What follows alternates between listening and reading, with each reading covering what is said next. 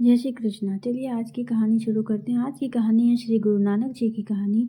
आप श्री गुरु नानक जी को जानते ही हैं। श्री गुरु नानक जी सिख पंथ के संस्थापक हैं। वे गांव-गांव जाकर लोगों से मिलते थे, उनके कष्टों को दूर करते थे। एक बार श्री गुरु नानक जी लोगों के कष्टों को दूर करते हुए एक गाँव के बाहर पहुँचे और वहाँ उन्हें एक झोपड़ी दिखाई दी। गाँव से इतनी दूर बाहर बनी हुई उस झोपड़ी को देखकर उन्हें आश्चर्य हुआ। वह उस झोपड़ी में पहुँचे। उस झोपड़ी में एक आदमी रहता था जिसे कुष्ठ रोग था। कुष्ठ रोग त्वचा से संबंधित रोग होता है तथा संक्रामक भी होता है। उस रोग के कारण गांव का कोई भी व्यक्ति उसके पास नहीं जाता था। कभी किसी को दया आ जाती तो उसे खाने के लिए कुछ दे देता था। श्री गुरु नानक जी उस कोढ़ी के पास गए और उससे कहा, भाई, यदि तुझे कोई समस्या ना हो तो हम आज रात तेरी झोपड़ी में रहना चाहते हैं। नानक जी की यह बात सुनकर कोढ़ी बहुत हैरान हुआ। वो सोचने लगा, ये क्या कह रहे हैं?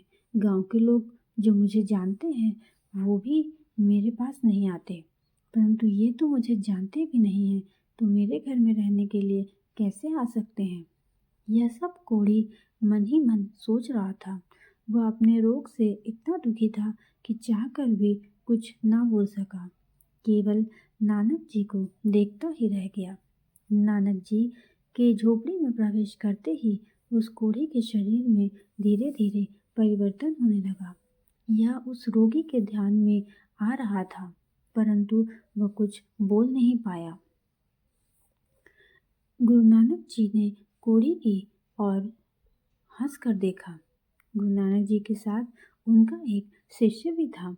उसका नाम मर्दाना था। गुरुदेव ने उससे रबाब बजाने को कहा और ऐसा कहकर वह उस झोपड़ी में बैठकर कीर्तन करने लगे। रबाब एक प्रकार का वाद्य यंत्र होता है। कोढ़ी बड़े ध्यान से कीर्तन सुन रहा था। कीर्तन से पहले कोढ़ी के हाथ से हिलते भी नहीं थे, परंतु कीर्तन समाप्त होने पर वे सहजता से जुड़ गए। उसने नानक जी के चरणों में अपना माथा टेका। गुरुजी ने उसे अपने दोनों हाथ से पकड़कर उठाया और पूछा, और भाई ठीक हो? यहाँ गांव के बाहर झोपड़ी क्यों बना के रखी है? कोढ़ी की आंखें भर आईं। उसने कहा, मैं बहुत दुर्भाग्यशाली हूँ। मुझे कुष्ठ रोग हो गया है। मुझसे कोई बात नहीं करता। मेरे घर वालों ने भी मुझे घर से निकाल दिया। मैं नीच हूँ, इसलिए कोई भी मेरे पास नहीं आता है। उसकी बात सुनकर गुरुजी ने कहा, तुम अपने आप को क्यों कोस रहे हो? नीच तो वे लोग हैं जिन्होंने तुम्हें रोगी पर दया नहीं की और तुम्हें अकेला छोड़ दिया। गुरुजी ने अत्यंत प्रेम से उसे अपने निकट बुलाया और कहा, दिखाओ, तुम्हें कहाँ पर कोढ़ हुआ है? गुरुजी की यह बात सुनकर कोढ़ी गुरुजी के निकट आया। वह गुरुजी के निकट पहुंचा ही था तो पता है क्या हुआ?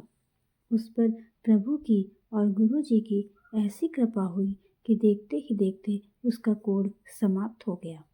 गुरुजी ने उससे कहा, देखा, कहाँ है तेरा कोढ़?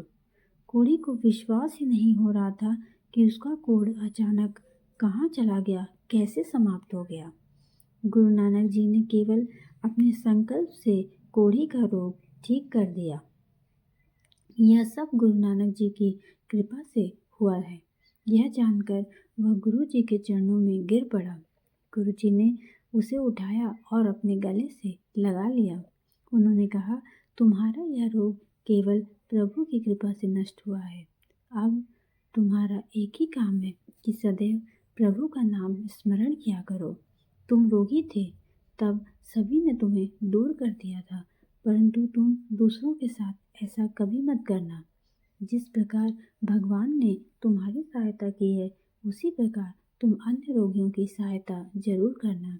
यही तुम्हारे जीवन का मुख्य कार्य होना चाहिए।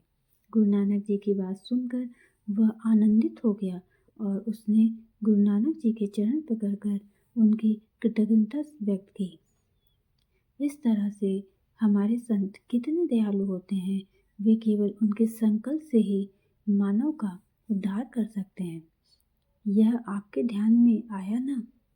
तो यहीं पर हमारी कहानी समाप्त होती है और मैं आशा करती हूँ आपको ये कहानी अच्छी लगी होगी। अगर अच्छी लगी है तो हमारे चैनल को लाइक करें, शेयर करें, सब्सक्राइब करें और कमेंट बॉक्स में भी ज़रूर बताएं कि आगे आप और कौन सी कहानियाँ सुनना चाहते हैं। मैं ऐसे ही आपके लिए अच्छी कहानियाँ लेकर आती रहूँगी। तब तक के लिए हरे कृष्णा, राधे राधे।